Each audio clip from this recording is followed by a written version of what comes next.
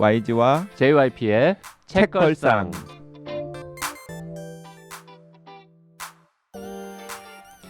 책에 관한 걸쭉하고 상큼한 이야기. YG와 JYP의 책걸상이 찾아왔습니다. YG 강량구입니다. JYP 박재영입니다. 박평 박혜진입니다. 자, 오늘은 특별히 유튜브 라이브 방송을 하면서 녹음 진행하겠습니다. 네, 그 라이브 방송 시청권을 가지신 분들 중에서 한 20분 정도가 지금 실시간으로 유튜브로 시청 중이시고요. 뭐 이분들 시청하면서 평소에 책걸상 녹음하는 대로 그대로 녹음을 하도록 하겠습니다. 네. 이거 라방 접속권 갖고 계신 분 중에 나머지 한 50분 정도는 한 일주일 정도 기간을 정해놓고 제 방으로 보실 수는 있습니다. 네. 박평님. 네, 안녕하세요. 안녕하세요. 네. 최근에 저 인스타에서 봤어요. 뭘요?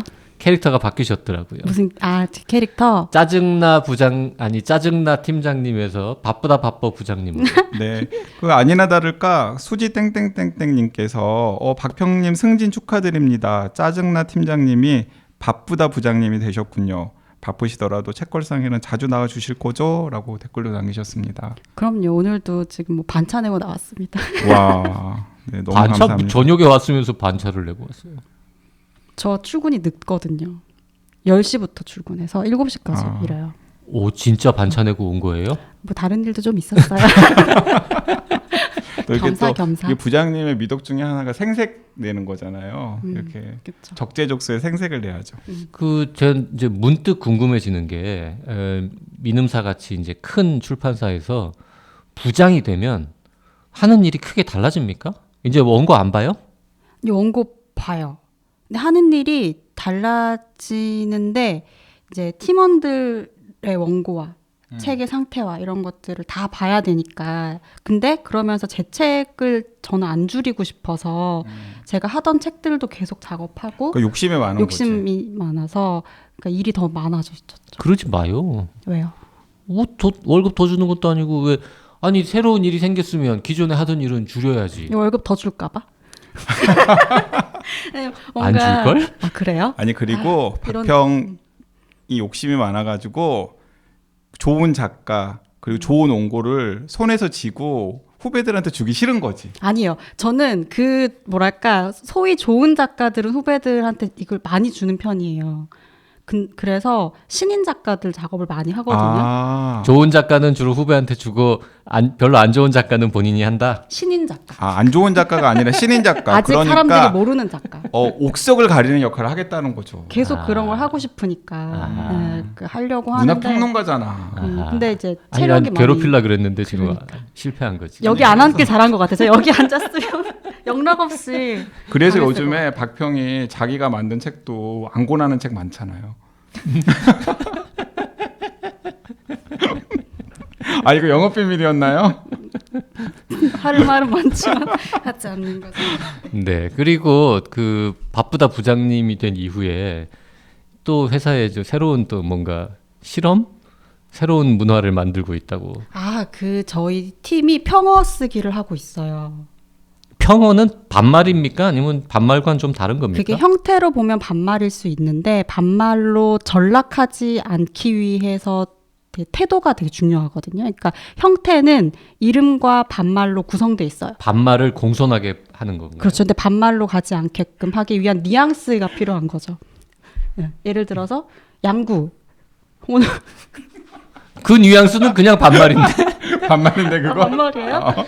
양구 오늘 기분이 어때? 이렇게 얘기를 다 주고 받는 거예요. 이건 거의 하대인데. 지금 그 얘기 들으니까 기분이 어때? 나 기분 별로 안 좋아요. 마치 그거 있잖아요. 학교 다닐 적에 선생님들이 학생한테 말하는 거랑 비슷해. 저한테 한번 말 걸어봐 주세요. 기분이 어떤지 느껴보게. 재영 오늘 기분이 어때? 똑같은 걸로 물어보면 어떡해요? 재영 오늘 기분이 나빠? 안 나빴는데 지금 나빠졌어. 그렇구나. 아무튼 이런 평어 쓰기를 하고 있어요. 근데 이제 선배가 후배한테 이렇게 쓰는 건 되게 일반적인데 후배도 선배한테 이렇게 쓰는다는 게 좀 그러면 다르죠. 그 후배가 박평을 호칭할 때는 뭐라고 불러요? 혜진. 혜진? 혜진. 혜진 그거 컨펌 좀 해줘. 혜진 아까 내가 보낸 거 봤어? 혜진 뭐 이렇게 얘기를 다 하는 거죠. 아 그렇게 네. 그 카톡 같은 거 보낼 때도 그렇게. 카톡도 그렇게 하고 카톡보다 이제 말을 한 모든 것에서 다. 화날 때는 어떻게 표현합니까? 짜증날 때는? 아직 화를 못 내봤어요. 짜증날 때는? 짜증은 짜증날 많이 나. 때- 짜증은 보통 나 있잖아요. 맞아요. 짜증 기본값으로 설정이 돼 있는데 근데 그럴 때 더 조심하게 되죠. 이게 기분 나쁜 반말이 되지 않기 위해서 어떻게 표현해야 될지. 그러니까 되게 어려워요. 이게 어렵다. 이상적이지 않고 그러니까 이거를 하게 된 이유는 그냥 저희가 만들고 있는 잡지의 커버 스토리가 시작이었어요. 그 평어로 언어를 디자인한다는 게 궁극적으로는 관계를 디자인하는 건데 우리가 보통 뭐 스타트업들에서 그렇게 호칭을 바꾸는 실험들을 많이 하잖아요. 많이 하죠. 영어 이름을 쓴다. 영어 이름 쓴다.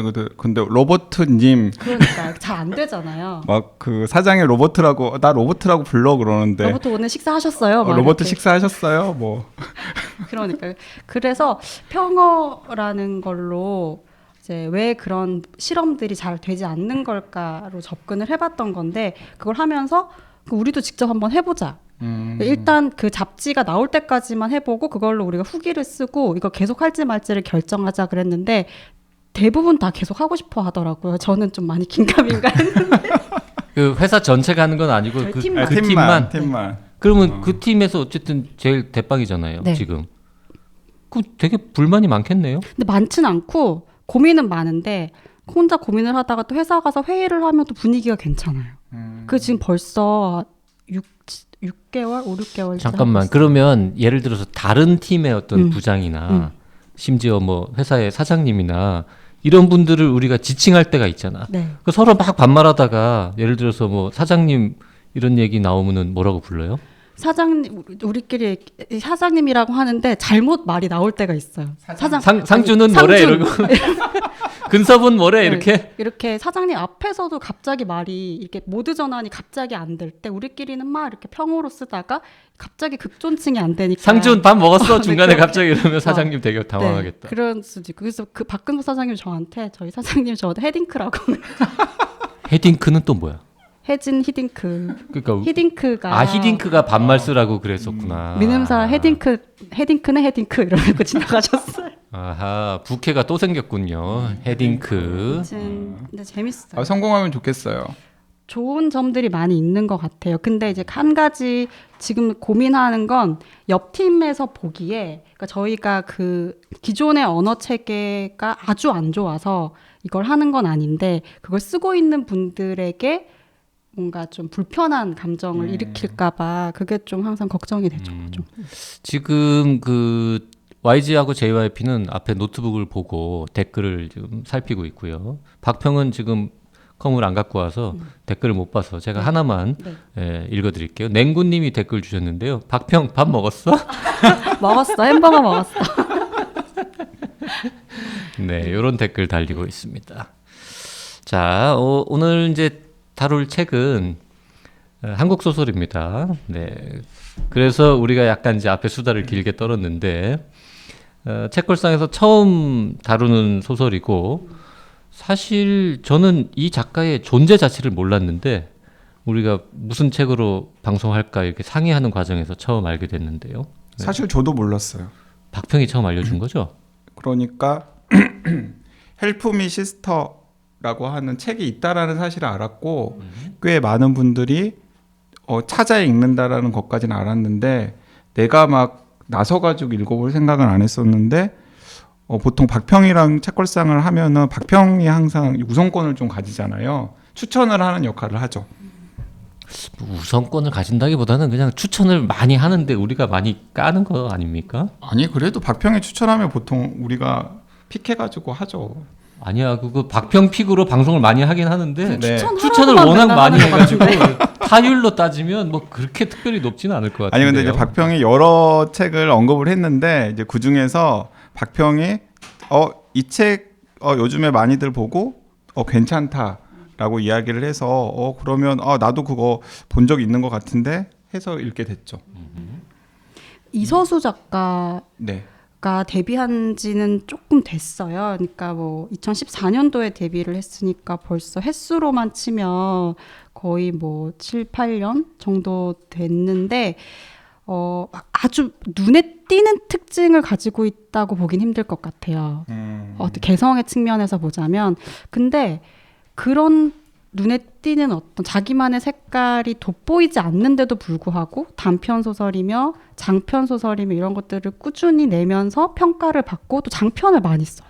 그렇더라고요. 다른 작가들에 네. 비해서 그런 것들이 좀 독특해서 눈여겨보고 있었는데 이번에 헬프 미 시스터라는 책을 그러니까 제 생각보다는 훨씬 빨리 장편 소설을 계속 내는 것도 좀 독특했고 소재도 좀 재밌기도 하고 네. 그래서 그래서 오늘 여러분들과 함께 이번 주에 읽어볼 책은 이서수 작가의 4월 23일 날 펴낸 헬프 미 시스터를 같이 읽어보려고 우리 셋이 먼저 읽고 왔습니다. 네.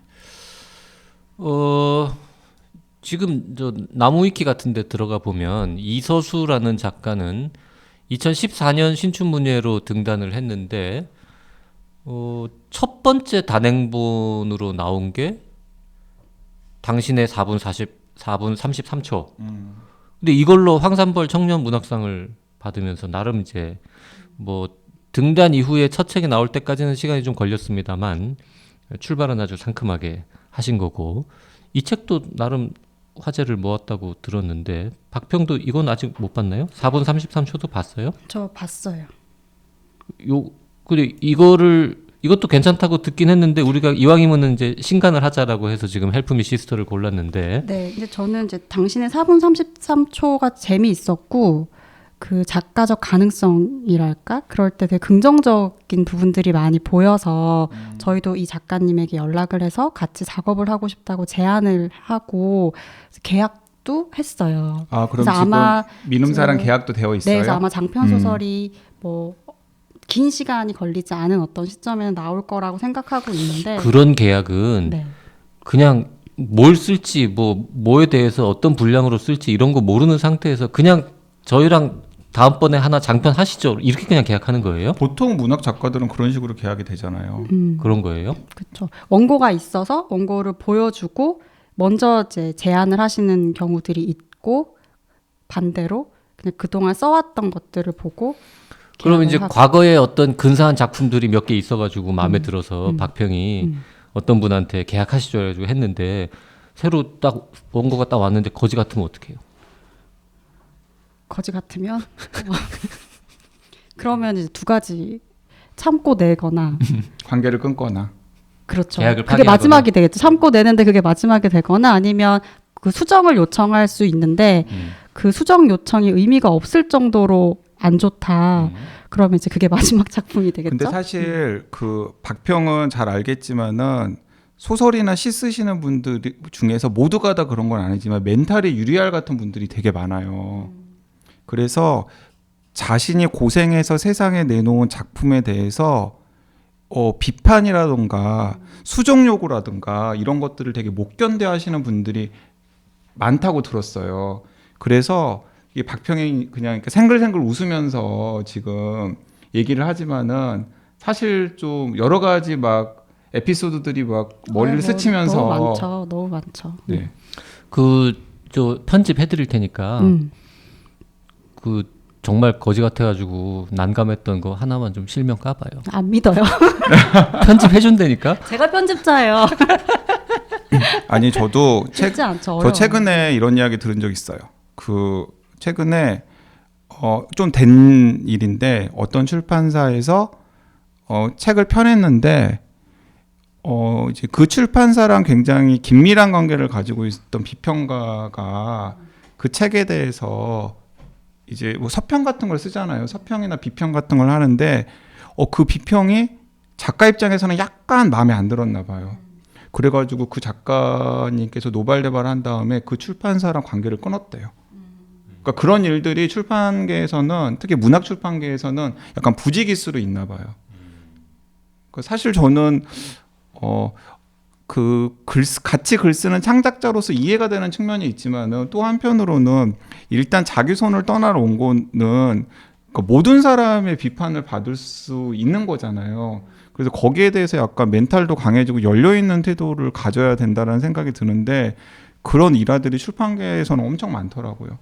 그래서 특히 그 문학 출판 하시는 분들이 그런 부분들 때문에 좀 힘들다라는 이야기 많이 들었거든요. 근데 요즘은 그러니까 수정 작업이 좀 더 원활하게 이루어지고 있는 것 같고 그게 편집 과정에서 의미 있는 그 과정으로 있는 것 같아요. 예전에 비해서. 그러니까 원고를 처음에 보내오면 거기에 대한 피드백을 하고 그 피드백을 하면서 수정 그 퇴고하는 시간이 뭐 제가 한 20년 일하면서 그걸 다 이렇게 계량화한 건 아니지만 그래도 점점 더 그 시간들이 실제적으로 많아지고 있고 네, 그거는 그러니까 어떤 하나의 의견으로 인해서 계약이 파기가 되거나 나오고 안 나오거나 하는 좀 극단적인 경향으로 가는 거는 좀 줄어들고 있지 않나? 그리고 그래야 되는 거 아닌가라는 생각도 네, 들어요. 맞습니다. 그리고 세바공님께서 초판 일세가 4월 23일이요? 이틀 된 신간인가요? 라고 했는데 책에 있는 발행 날짜랑 책이 서점에 깔리는 시점이랑 보통 2주에서 3주 정도 차이가 나는 경우가 대부분입니다. 그러니까 책에는 초판 일세가 4월 23일 날 발행되었다라고 하면 보통 그 책은 4월 5일이나 10일 정도에는 서점에 깔려 있는 경우가 많거든요. 여기 책에는 3월 11일 날 발행이라고 적혀 있는데 아, 그래요? YG는 뭘 보고 자꾸 4월 23일 날 발행이라고? 저는 4월 23일이라고 3월 11일인가요?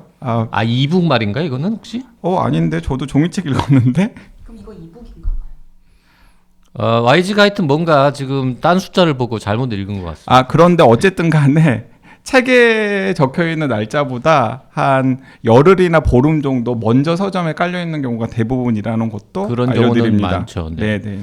그리고 지금 이 책이 은행나무에서 나왔는데 지금 진공상태님이 은행나무 출판사다, 젠가 출판사라고 댓글을 주셨는데 요거는 이제 이유가 있죠. 젠가의 작가께서 바로 며칠 전에 책걸상 독지가 카페에 가셔가지고 지난 주말에 꽤 길게 라이브 북토크를 진행을 하셨거든요. 우리가 그리고 출판사 배분을 막 신경을 썼던 건 아니라서 게르니카의 황소도 은행나무 출판사였네요. 그러게요. 은행나무 출판사에서 우리한테 일도 뭐 해주는 거 없는데. 은행나무에서 저 은행꽃이 하나 준 게 없는데 우리 왜 이렇게 자꾸 그러게 은행나무 출판사와 합종에 근사한 사옥도 있고 그런 출판사인데. 은행나무가 좋은 소설들을 많이 내서. 아까 은행나무가 약간 실험적인 소설들을 많이 내시는 것 같아요. 그러니까 그런 거 있잖아요. 그 민음사에서 박평이 담당하는 역할을 문학 출판계 전체에서 은행나무가 담당하는 듯한 그런 느낌을 저는 좀 받거든요. 그래요? 네, 그러니까 막 네임드 작가가 아니고 그냥 여러 가지 다양한 시도들을 하는 대중들한테 이름이 많이 알려져 있지 않은 그런 작가들의 작품도 좀 은행나무에서 약간 도전적으로 막 내는 것 같은 인상을 받았어요. 네. 자, 그나저나 헬프미 시스터는 무슨 내용이에요? 일단 헬프미 시스터가 무슨 뜻인지는 다들 아실 것 같은데. 근데 헬프미 시스터가 그 뜻은 또 아니잖아요. 우리는 소설을 읽어봤으니까 아는데 지금 JYP 표정을 그 라방 보시는 분들은 보시고 놀라시겠지만은 지금 이 소설의 내용이 기억이 하나도 안 나는 거예요. 지금 JYP는 기억이 잘 안 나죠. 뭐 하나도 안 나게 하겠습니까? 가물가물한 거죠. 네. 아니 그러니까 심지어는 헬프미 시스터가 뭐였지? 라는 거잖아요 지금. 아니 이게 방송을 진행하는 거잖아. 왜 그래? 하지 마세요. 아니 방송을 뭘 진행해? 진행이 안 되고. 도와줘 언니 이거 아닙니까? 네. 가족 소설이죠, 가족. 그렇죠. 헬프미 시스터는 이제 여러 가지 매력이 있는 소설인데 방금 박평이 이야기한 것처럼 가족 소설이고요. 그래서 어떻게 보면 그 뭐죠? 무슨 가족? 어느 가족? 어느 가족? 어느 가족? 혹은 좀도둑 가족. 원제는 좀도둑 가족. 저는 읽으면서 그 소설도 약간 연상이 되었어요. 그렇네요. 네, 그 우리 소설 그걸로 방송했죠 옛날에. 방송했어요. 그 어느 가족, 좀도둑 가족이라고 하는 소설도 일본 소설도 연상이 되었고 그 두 작품이 연결되는 건 어쨌든 가족이라는 형태가 있고 경제적 궁핍함. 궁핍함. 그리고 또 가족의 경계가 사실은 전형적이진 않잖아요.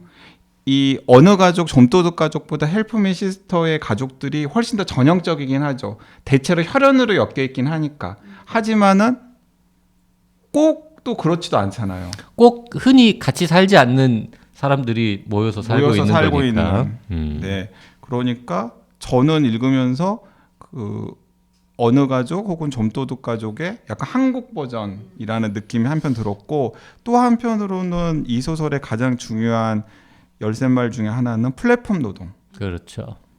그러니까 어느 가족의 플랫폼 노동 분투기? 맞아요. 뭐 그 정도 됩니까? 근데 사실 플랫폼 노동을 하게 된 계기도 조금 좀 한국적이고 좀 슬프죠. 뭐 이 얘기는 처음에 나오는 이야기니까 뭐 해도 되죠, 좀 해도 될 것 그거는. 같은데 제가 먼저 운을 뗄 테니까 이제 박평이 좀 부족한 게 있으면 보완을 해주세요.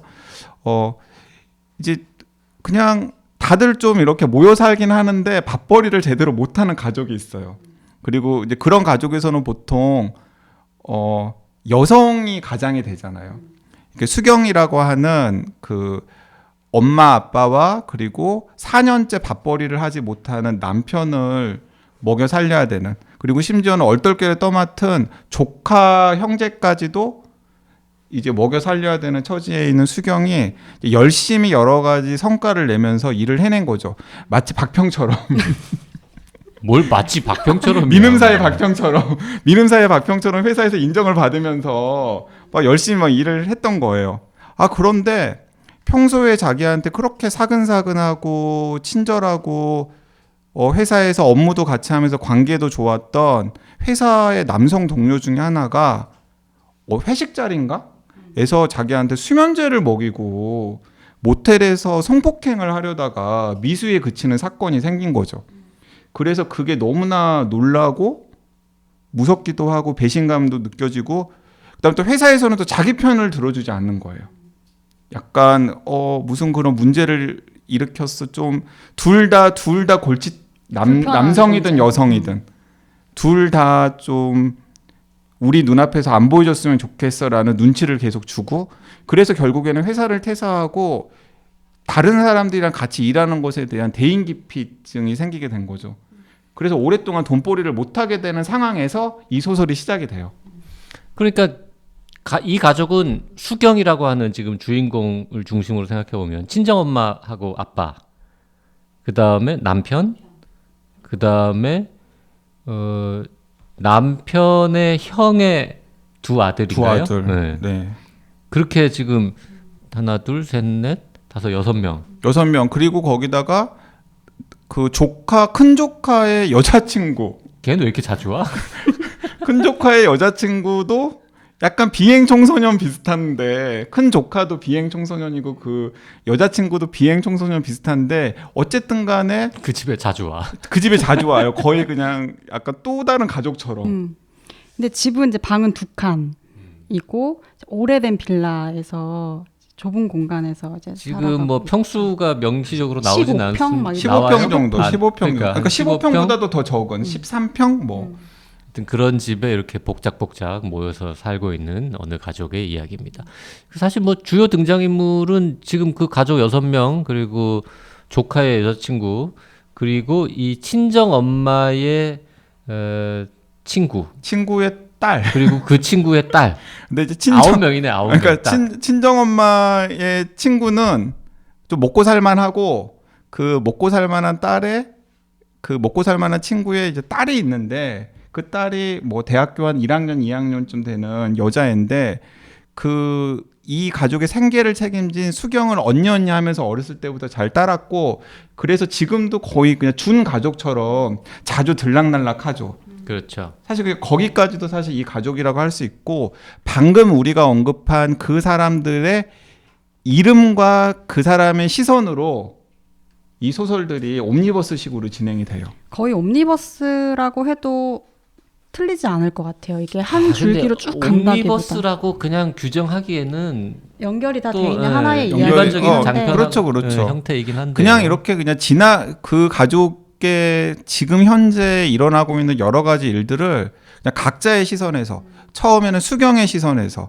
그리고 수경 엄마인 그 친정 엄마의 시선에서 그 친정 아버지의 시선에서 또 남편의 시선에서 그리고 집 자꾸 놀러 오는 그 은지라고 하는 그 여고생의 시선에서 또 조카 2명의 시선에서 또 그 엄마 친구의 딸의 시선에서 그냥 계속 그냥 이렇게 뭐 시선을 바꿔가면서 이 가족에게 지금 무슨 일이 일어나고 있는지를 이제 보여주는 거죠, 독자들한테.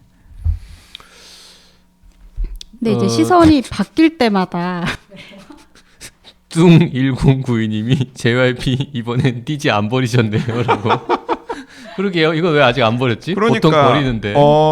이건 지난번에 버렸던 그 과가람 기자. 과가람 기자의 공부의 1호 띠지에는 과가람 기자 얼굴 얼굴이 있죠. 있었는데 버려버렸어요. 과가람 기자가 거의 뭐 정색하고 제 얼굴 있는 거 버리셨어요? 이래가지고 그 얼굴이 세일즈 당황했잖아. 포인트 중에 하나였는데 라고 과가람 기자가 이야기를 하면서 그걸 왜 버렸냐고.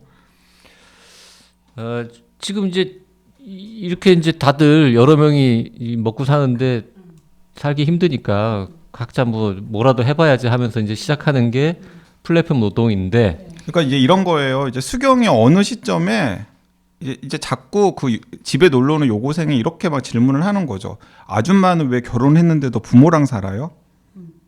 심지어는 아줌마네 가족은 왜 다들 일을 안 해요? 이런 이야기를 하는 거예요. 그 듣는 수경은 정말 속 터지죠. 결혼했는데 부모랑 사는 게 아니라 결혼해서 잘 살고 있었는데 부모가 갈 데가 없어갖고 지금 딸네 집으로 온 건데. 그러니까 다 사연이 있어요. 원래 수경은 그 남편이랑 알콩달콩 둘이서 잘 살고 있었죠. 그리고 그 집도 사실은 방 2칸이면 남편이랑 자기랑 살기에는 뭐 그다지 좁지 않은 집이잖아요. 그런데 이제 엄마 아빠가 홀라당 사기를 당해가지고 집을 날려먹고 갈 데가 없어가지고 신세를 지게 된 거죠. 그리고 그 조카네도 뭔가 일이 생겨가지고 엄마 아빠가 다 뿔뿔이 헤어지고 애들만 남겨놨는데 애들을 건사할 곳이 없으니까 이제 수경네가 또 맡게 된 거죠. 뭐 이러면서 이제 계속 이제 수경한테 모였는데 이제 수경도 그런 일이 생기면서 일을 못하게 되는 상황이 오랫동안 지속이 되니까 어느 시점이 되니까 이제 생계를 걱정해야 될 정도의 상황이 된 거예요. 그래서 수경이 가족들을 다 모아놓고서 이렇게 이야기를 해요. 우리 진짜 더 이상 이렇게 살면 안 돼. 돈 벌러 나가야 한다. 라고 이야기를 하면서 그러면 우리가 어떻게 돈을 벌지? 그러니까 이게 옴니버스처럼 느껴지는 이유가 이 장이 바뀌고 주요 인물이 바뀔 때마다 함께 바뀌는 게 있는데 그때마다 등장하는 게 새로운 플랫폼들이 등장하는 거예요. 그러니까 처음에 이제 수경이 이제 너무 상처도 크고 사회생활을 하다가 너무 큰 상처를 받았잖아요. 다시 사회로 복귀해서 과거에 하던 방식으로 돈을 벌고 살아갈 수 없을 것 같은 어떤 어려움을 느끼다 선택하게 된 게 이제 택배 일을 하게 되잖아요. 그러니까 처음에는 굉장히 수경이 나이브하게 생각해요. 왜 나이브하게 생각하냐면 그러니까 사람이랑 엮이는 게 무섭잖아요. 사람한테 큰 배신과 상처를 당한 상황이니까. 그래서 타인과 긴밀히 얽힐 일이 없이 정확한 주소에 물건을 가져다 주기만 하면 되는 일. 맞아요. 택배가 나한테 딱이네? 라고 생각해서 그 택배 서비스 플랫폼 노동을 이제 시작한 거예요. 배달 플랫폼 서비스. 이 작가가 옛날에 택배 기사도 하고 여러 가지 수입이 일정하지 않은 직업들을 전전했다고 되어 있더라고요. 그러니까 옛날에 본인의 경험이 아마 많이 반영이 된 거. 옛날이 아니라 지금도 그러니까 맨디의 작가의 말을 보면 그 이서수 작가가 이 책의 등장인물처럼 나 역시 비정규직 일자리를 전전하고 있는데 플랫폼 노동은 부수적인 수입이 필요할 때마다 자연스럽게 떠올리는 일이 되었다. 그러니까 이 소설에 나오는 모든 에피소드들이 온전하게 다 본인이 경험한 일들은 아니지만은 상당수는 본인이 직접 경험을 해본 일도 녹아 있을 것 같다라는 생각은 들어요. 그래서 저는 그러니까 이 소설을 보면 이게 한편에 우리가 보통 소설에 대해서 기대하는 바가 있잖아요. 한 인간의 내면에 대해서 깊이 있게 들어가서 관찰할 수 있을 거라고 생각을 하는데 사실 이 소설은 그런 욕망을 충족시켜주진 않는 것 같아요. 그러니까 저는 계속 그 내면을 찾으려고 했는데 안 찾아지는 거예요. 그러니까 그런 지점에선 실패한 독서를 했는데 다시 그 독서를 완독한 다음에 생각을 해보니 그 완전히 시스템화된, 그러니까 시스템 위에서 살아갈 수밖에 없는 사람들이 어떻게 그 구조 안에서 자기의 어떤 삶이 힘들어질 때마다 바로 눈앞에 손을 벌리고 있는 그 노동의 형태를 취했을 때 어떤 삶들이 있는지를 보여주는, 그러니까 한 인간의 내면에 천착한다기보다는 사회의 구조와 인간이 맺고 있는 관계를 보여주는 것 같아요. 그래서 수경 같은 경우에 이제 다시 시작하게 된 일이 택배였던 거고, 남편도 전업 투자자를 했잖아요. 근데 그 전업 투자자라는 것도 사실 어떻게 보면 플랫폼이라는 그 주식을 사고 판 어떤 플랫폼이 있는 거고, 그 안에서 주체적인 거래를 한다고 생각하지만 그렇지 않은 측면들이 있는 거고, 뭐 결국 나중에는 그 대리운전 일을 또 하게 되고, 그 대리운전이라는 것도 플랫폼 노동의 밖으로 나가지 않는 일이고, 그리고 조카 같은 경우에도 또 이 이야기를 나중에 하게 될지는 모르겠지만 또 어떤 플랫폼에 또 연루가 돼 있는 거예요. 그러니까 우리를 장악하고 있는 정말 거대한 그 플랫폼이라는 것의 실체를 한 이 인물들의 노동의 어떤 상황들로 보여주고 있는 작품인 것 같다는 측면에서 어떤 소설적 측면에 대한 전통적인 것이라기보다는 약간 사회학적인 관점이 되게 강한 소설처럼 보였어요. 더 자세한 얘기는 다음 시간에 이어가도록 하고요. 네. 댓글 좀 읽어보겠습니다. 요키님, 듣기 시작한 지 2주 된 새내기 청취자입니다. 기존에 듣던 책 팟캐 다 듣고 뭐 새로운 거 없을까 찾다가 발견했어요. 처음엔 아저씨 둘이 이상한 소리 하는 것 같아 적응 못하다가 박혜진 편집자가, 아니 김온비 작가가 이 두 분이 이상한 데 나오진 않겠지 하는 믿음으로 듣다 보니 어느새 JYP, YG 두 아저씨도 애정하게 되었습니다. 저는 책에 삽화 그리는 일을 하는 사람이라 온종일 틀어놓고 작업하다 보니 이번 주 동안에 100개가량 들었습니다. 정말 재밌네요. 왜 처음에 이상하다 느꼈는지는 다음에 남겨볼게요. 다음에 남기지 말고 그냥 네, 그냥 넣어두시죠. 나 근데 너무 궁금해요. 들어보고 싶어. 그지? 아니에요. 네, 남겨주세요. 왜 이상하다고? 그러니까 왜 이상하다고 생각했는지도 들어보고 싶고, 그다음에 어느 순간에 그 이상함이 호감으로 바뀌었는지 그것도 궁금해요. 그러니까 어쨌든 간에 지금은 비교적 나아졌다라는 거잖아요. 처음에 너무 이상했는데. 2주 동안 100개 들으셨다고 하니까. 사실 그리고 그 박평은 모르겠지만 우리가 박평이랑 혼비님 안고 있는 이유가 이거잖아요. 아, 2주일 동안이군요. 이번 주가 아니라 2주 동안. 네. 그 우리가 두 사람을 안고 있는 게 이거 때문이에요. 본인들도 우리 둘만 있으면 본인들도 알 걸? 네, 모른다고 생각하세요. 그렇게. 그래서 옛다 나라도 가서 좀 희석시켜 줘야지 이런 마음으로 지금 적선을 베풀러 오시는 거잖아요. 항상 즐겁게 참여하고 있습니다. 별로 목소리는 즐겁지 않아 보이는데. 즐거워요. 네. 다음 댓글이나 좀 읽어봐요. 네. 네. 서머피치님, 안녕하세요. 조용히 책걸상을 응원해온 애청자입니다. 그런데 이번 책만은 어떻게든 흔적을 남기고 싶어 첫 댓글을 남겨놓습니다. 너무 좋았던 책이라 어쩔 수가 없습니다.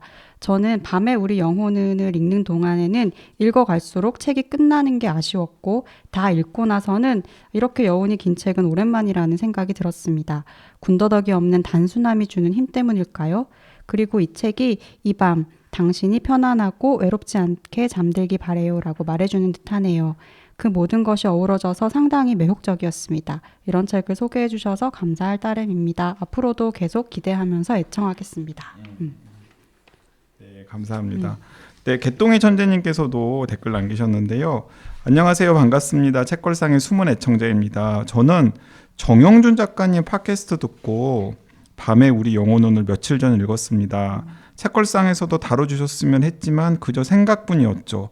다만 YG님은 이 책을 읽으셨을까 궁금하긴 하더라고요. 그런데 업로드를 해주시니 신기하고 기뻤습니다. 30일 32분쯤 디스패치 스타일 이야기도 귀 쫑긋하며 들었네요. 언제나 유익하고 즐거운 방송 감사드립니다. 앞으로의 방송도 기대하겠습니다. 평안한 봄날 되세요. 네, 감사합니다. 이 디스패치 그때 스타일이군요. 무슨 얘기였지 그게? 그게 잘 어울래요 그 내용은 아니었어요. 그 내용이었을 그 내용이었나? 아닌가? 모르겠네요. 네, 31, 네. 2분경 다시 들어볼 수도 찾아봐야겠네요. 없고 네. 정용준 작가님 팟캐스트는 뭡니까? 정용준 작가가 단독으로 진행하는 팟캐스트 책 읽고 이제 거기서 이 좋은 책을 책들 그냥 소개하셨나 얘기하는 봐요. 팟캐스트를 하신다고 들었어요. 네. 그 라방 보시는 분들 중에서 이기린님이 아까 YG의 그 안고 있다 표현 잘못됐다고. 안고 있기는 뭘 안고 있냐? 바지가랑이 붙잡고 매달려 있는 거 아니냐? 이런 아주 적확한 지적. 네, 감사합니다. 네. 명징하고 적확한 지적이시네요. T3님 책과 영화 둘 다 봤는데 방송으로 들어서 반가웠습니다. 저는 이 책을 가무성 김선아 나오는 19년 드라마 키스 먼저 할까요? 에서 알게 되었습니다. 가무성이 책 보는 장면이 꽤 나오거든요. 그중 하나였고 둘이 이웃이고 밤을 함께 보내며 사랑이 싹트는 설정이 비슷합니다. 연령대는 책보다 낮지만 가무성이 시한부라 그들의 마지막 사랑이기도 하고요. 책, 영화, 드라마까지 다 좋았습니다. 참고로 저는 40대 이런 드라마가 또 있었군요. 네. 그리고 신엠비님 안녕하세요. 처음 댓글을 남기는 애청자입니다. 시즌 3부터 듣기 시작했는데 요즘은 시즌 1부터 정주행하며 잘 듣고 있습니다. 아껴가며 듣고 있어요.